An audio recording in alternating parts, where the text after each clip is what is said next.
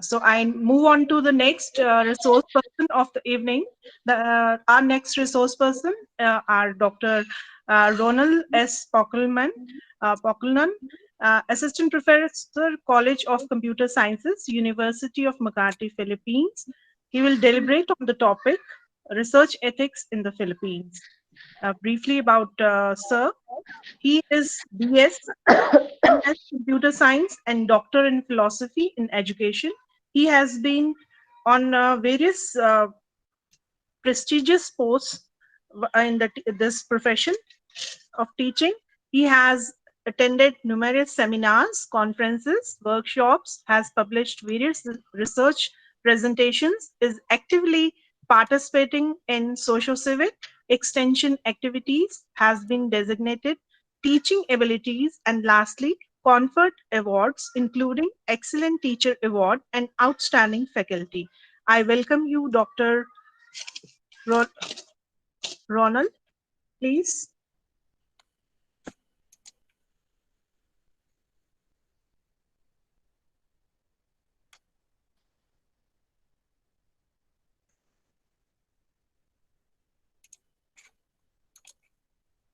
Dr. Ronald, are you there with us? Dr. Ronald, please unmute yourself. Thank you. Okay, sorry, my microphone is not working well, but it's okay now. So I guess that I can present my presentation once again. Good evening to all of you, especially to the organizer. Okay, so I guess that you can see my presentation already.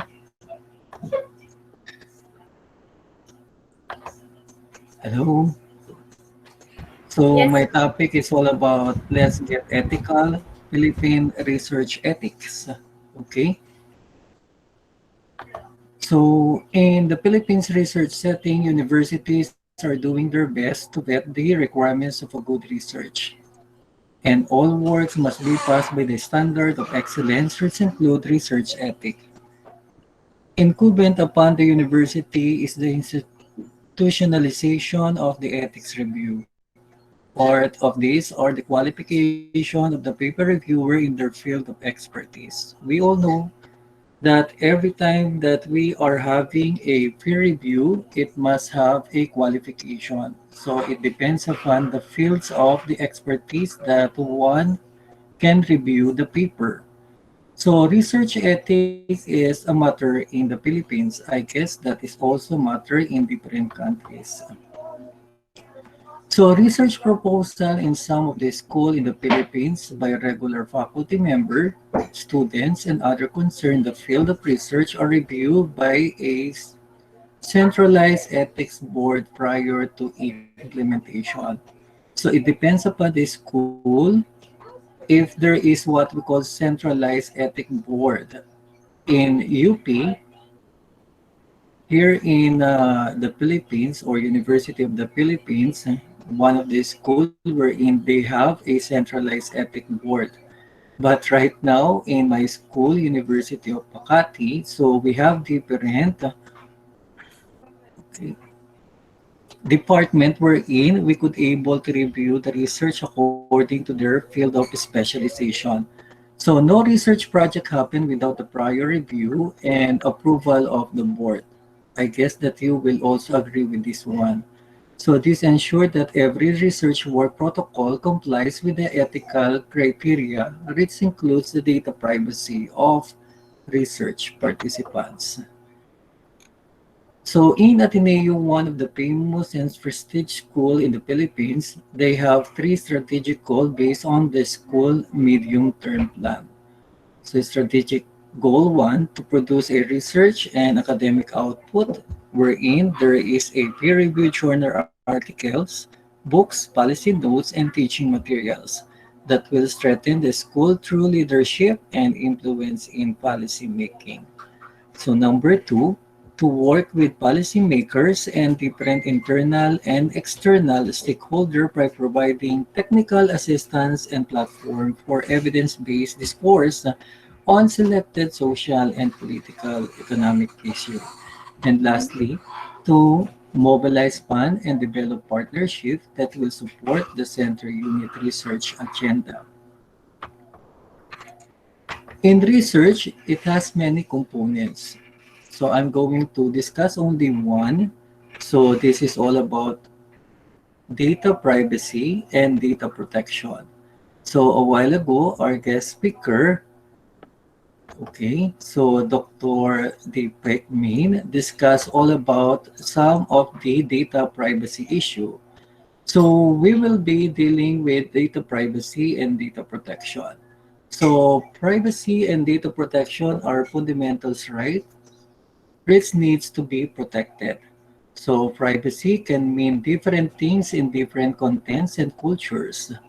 As a result, it's critical to explain the research intent to terms of various perspectives on privacy.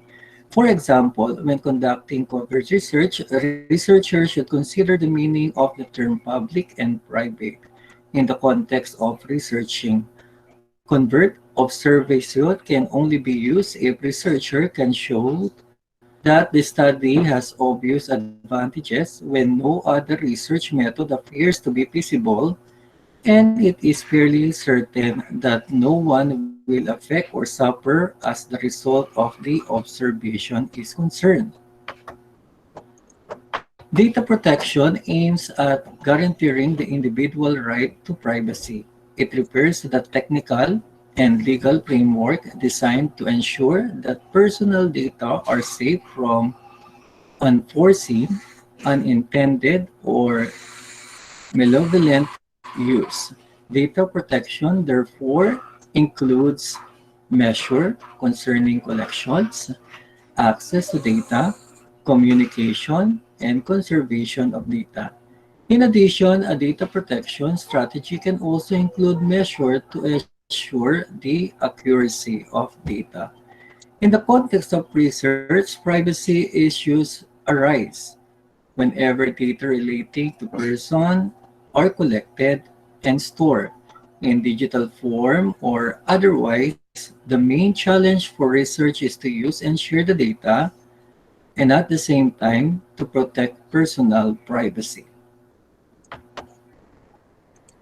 So in order to ensure respect for data protection and privacy, Data Privacy Act 2012 in the Philippines, so comprehensive and strictly privacy legislation to protect the fundamental human right of privacy of communication while ensuring free flows of information to promote innovation and growth. Republic Act number 10173, so Chapter 1, Section 2. So this comprehensive privacy law also established a National Privacy Commission that enforces and oversees. It is endowed with rule-making power. On September 9, 2016, the final implementation rules and regulations came into force, adding specificity to the Private Act. So what are the things that we need to protect? So actually, this one is not only for research, but also in our personal use. So we all know that when we are also doing research, we are giving information. So of course, the number one is the personal data. Who is the person behind the information? So every time that we do research, we also give our personal data. So, so for us to identify what or who we are in a book or even in doing research. So in legal term, personal data means any information relating to identified or identifiable natural person referred to as a data subject. So identifiable person can be identified. So through directly or indirectly. So what is that directly and indirectly?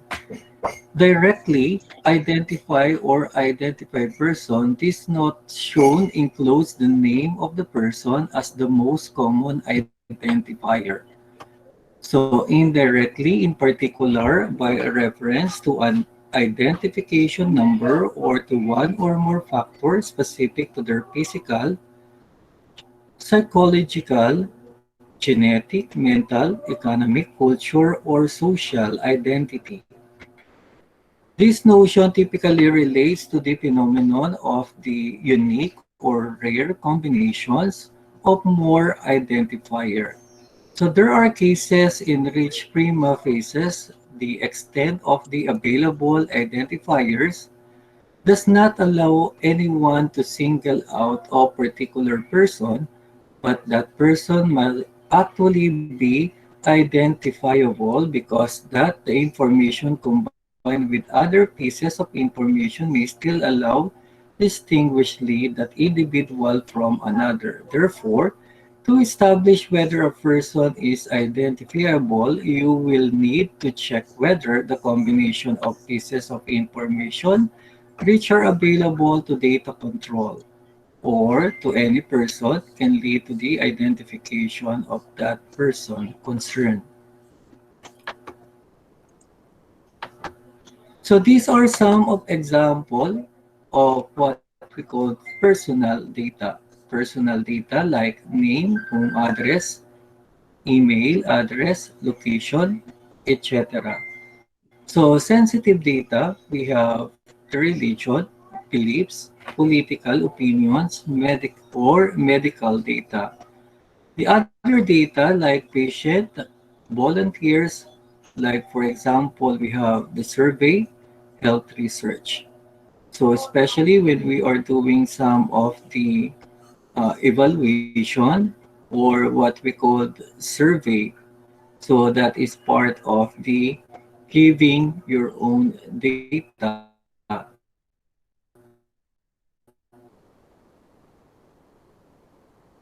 So besides from that, we also have workers, participating research list, teenager under the legal age, vulnerable adults, a special population group, etc. So these are some of the example of personal data. Okay, so let me continue. So what is processing?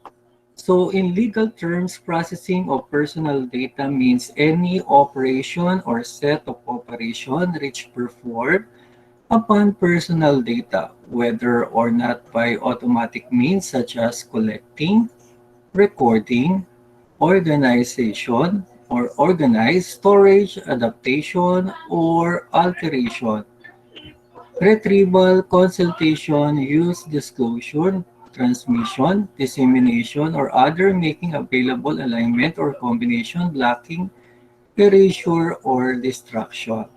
So here are some few examples of what is processing.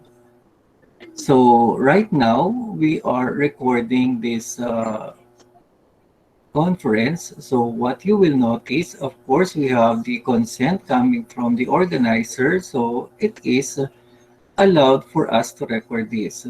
But if there is no consent, so the data privacy will affect.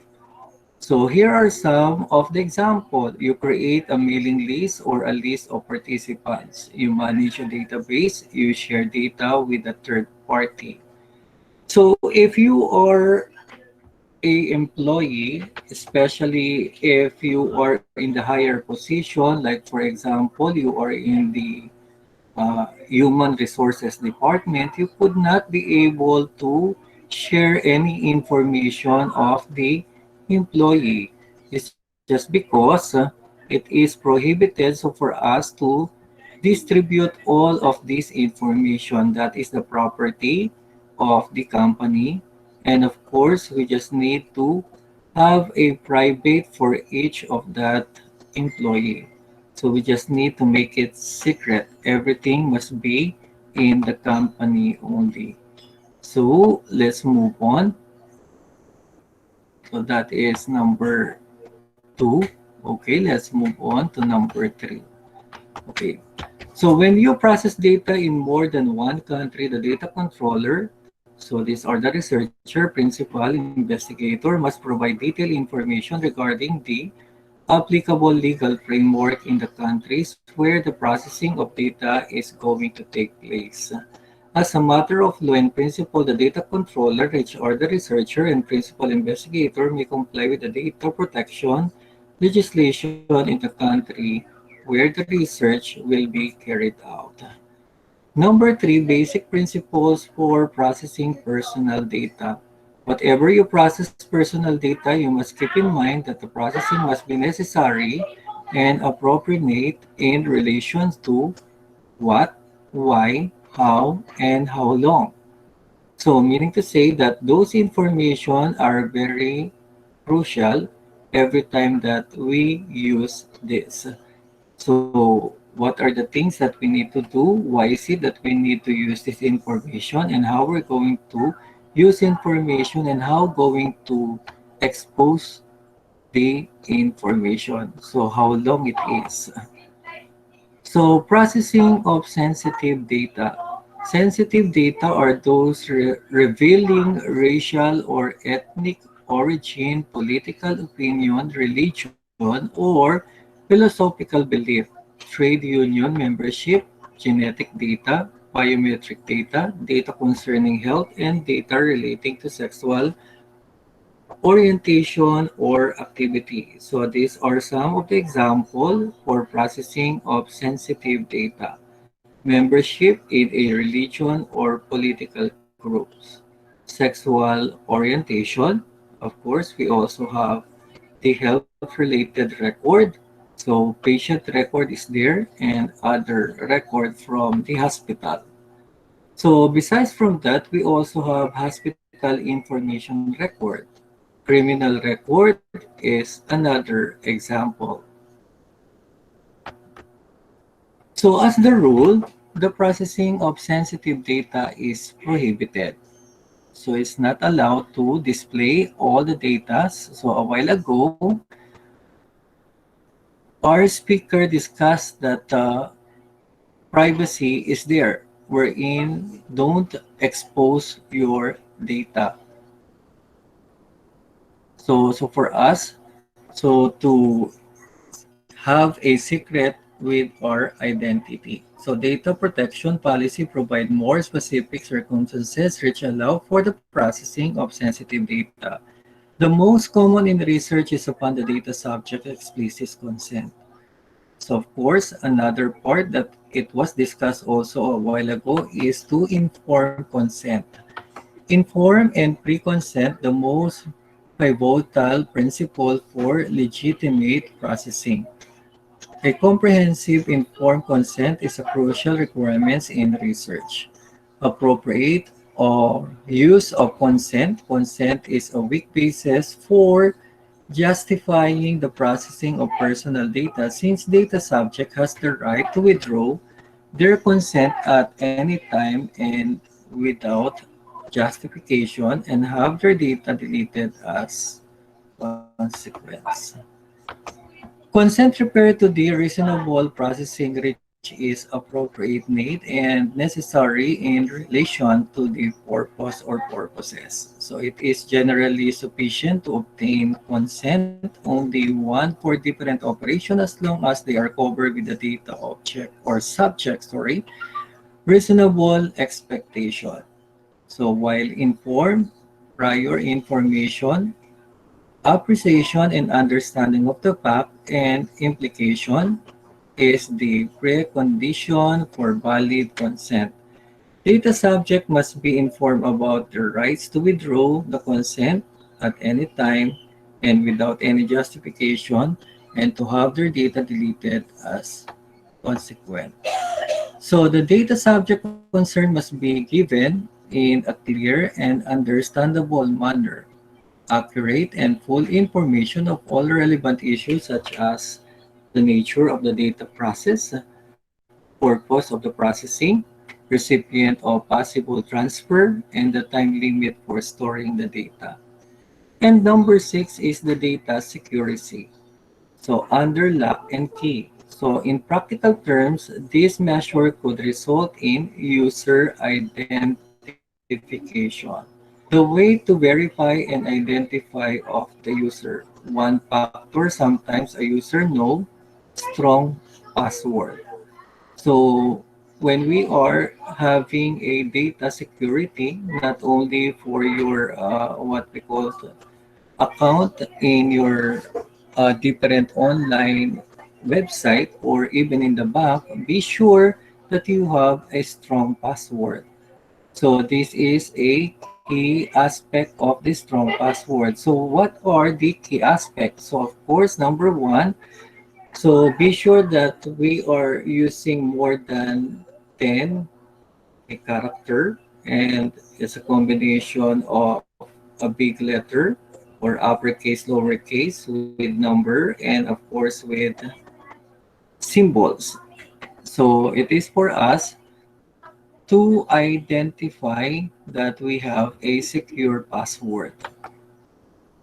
So access control is another issue, a mechanism to allow or deny access to a certain data based on the predefined user list and access right, or permission based on the function of either user within the project. So storage security. So storing data in a way that prevent unauthorized access. So for example, operating system control. So what you will find out, so be sure that your operating system is a license one. It's just because sometimes if that is not a license, it can be accessed by someone. So especially for those who are hacker. So use password to access electronic files. So local encrypted storage. So database encryption must be there also, so to protect your file. So I guess especially for those who are male, so what you will find out in their cell phone, they are always access. So I mean, they have always a password, so not to access the files in their phone. So especially what we call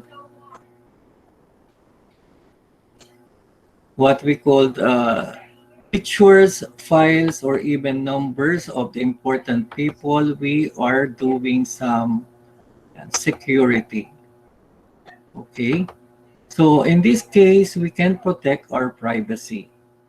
So let's go back to another example. In case of the University of the Philippines, they established Integrate Ethics Community that had already been operating since 1979. The National Institute of Health, so University of the Philippines Manila Resource Center for Health Research, the UP Manila Philippines General Hospital, which conduct hospital research, and the UP Medical or Manila College of Medicine had their own respective ethics review board. There were three of only four internationally accredited research ethic boards in the Philippines in 1990, according to one of the doctor in UP Medicine. So that is Dr. Mandarin. So the UP Manila Research Ethic Boards during an university program of the UP Manila National Institute of Health.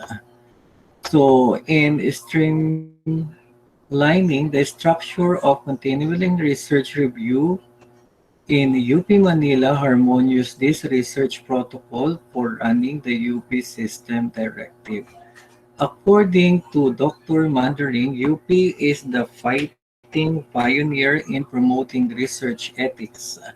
UP Manila is Manila or campus where international research is always being conducted. As with journal publication, it requires approval of Accreditation Ethics Review Committee. But for most UP Manila as a health science and center deal with the health of human being whose rights are no less priority when they become subject of research. Okay, so let's move on. Consequently, UP Manila has become a go-to campus for the rest of the university for research work that directly involves human subjects and those that would require formal ethical review.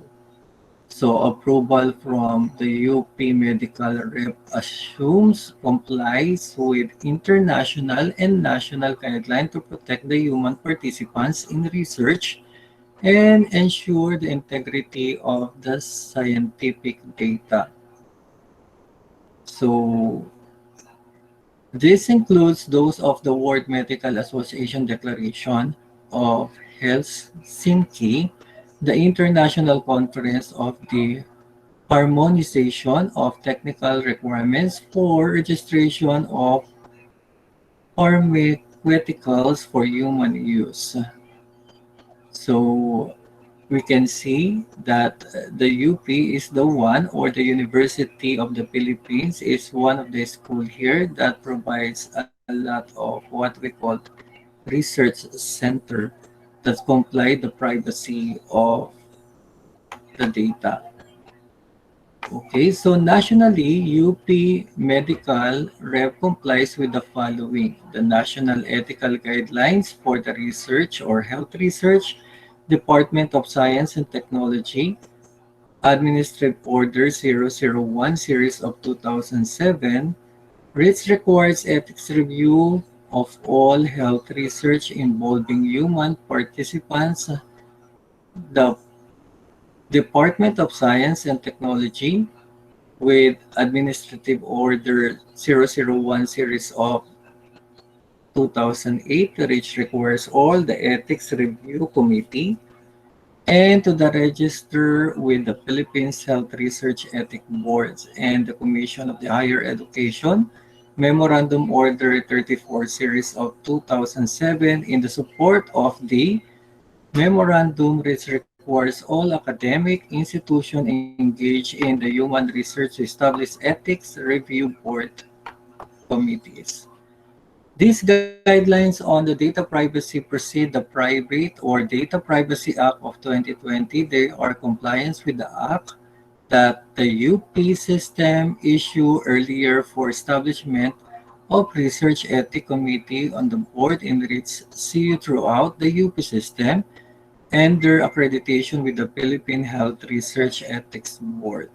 So I'm now talking all about the guidelines of the research under the University of the Philippines, that they are following all the Data Privacy Act of 2012. Okay, so to end, so the UPM Rev, the Pioneer, currently composed of 150 regular members, and independent consultant can tap to share this experience with their other CU to help the UP system implement its directive institutionalizing data privacy and the extent of ethics.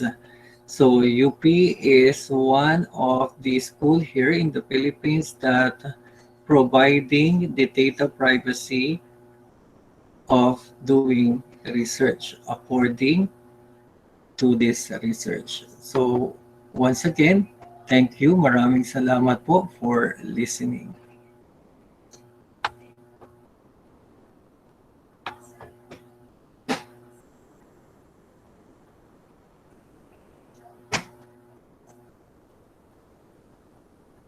So once again, go back to the MC, please. Thank you. Thank you so much, sir. Thank you, Ronald, sir, for this enriching presentation. In fact, it has helped everybody a lot. So, any questions? Anybody wants to ask something? Anyone? I think they are fully satisfied with your presentation. Thank you. Thank you once again, Ronald, sir.